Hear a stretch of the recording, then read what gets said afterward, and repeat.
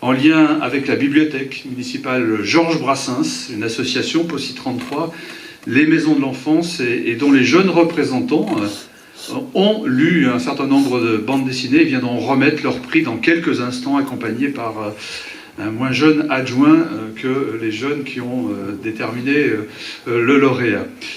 Tout cela, évidemment, ne serait pas possible sans les bénévoles de Chambéry BD qui œuvrent toute l'année, encore plus ce week-end pour faire vivre la bande dessinée à Chambéry. Je veux vraiment les remercier. Et je ne serai pas plus long car je sais que je dois remettre un prix important à un album magnifique que j'ai eu la chance de lire. Donc je vais peut-être vous laisser annoncer le lauréat de l'album de l'année des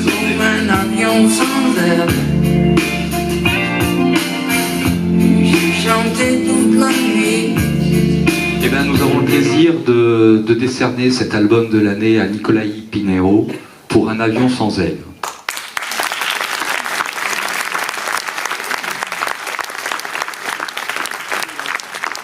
Est-ce qu'il est là? Dis-tu de prendre l'avion? Oui.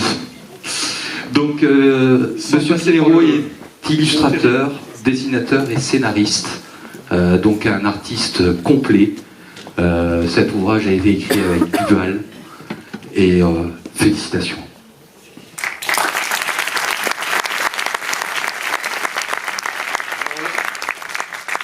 On va dire un petit mot effectivement sur cet album qui vient récompenser un travail effectivement mené pour adapter et illustrer un roman à succès de Michel Bussy, Un avion sans aile, d'où la musique de Charles Elie. On s'est dit que c'était un petit clin d'œil.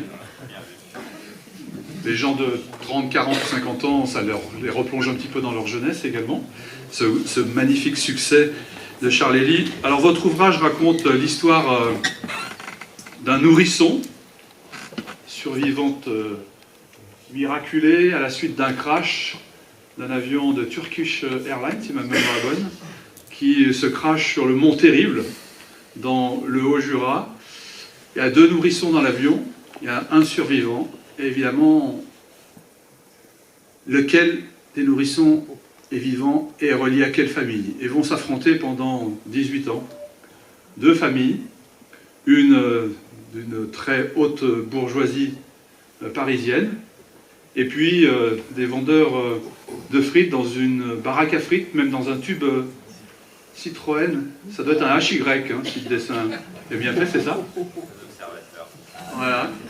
Et les 2 familles vont s'affronter pour revendiquer la paternité de cet enfant qu'ils veulent récupérer.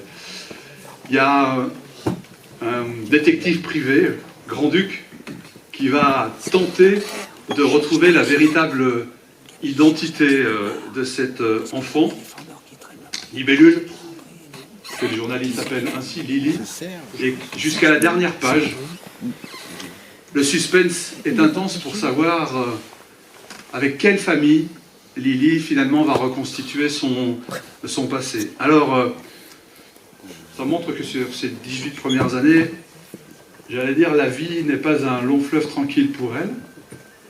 Et ça renvoie à une histoire d'un film, Les Lequesnois et les Groseilles, où il y a effectivement aussi cette recherche de paternité, la construction d'une identité.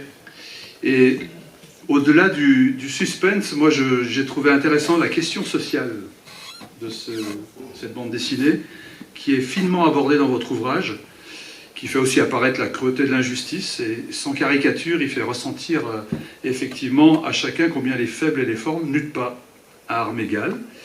Mais il y a aussi la question de l'identité, qu'on peut trouver dans l'ouvrage de Didier Pétotin.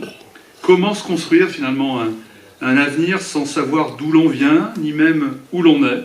Est-on condamné à n'être finalement qu'une synthèse de nos origines, de notre éducation, de notre milieu social?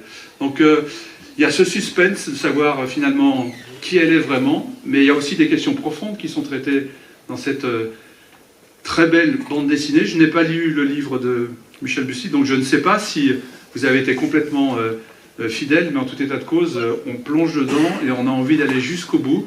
Bravo, et je suis très très honoré de vous remettre cet éléphant d'or.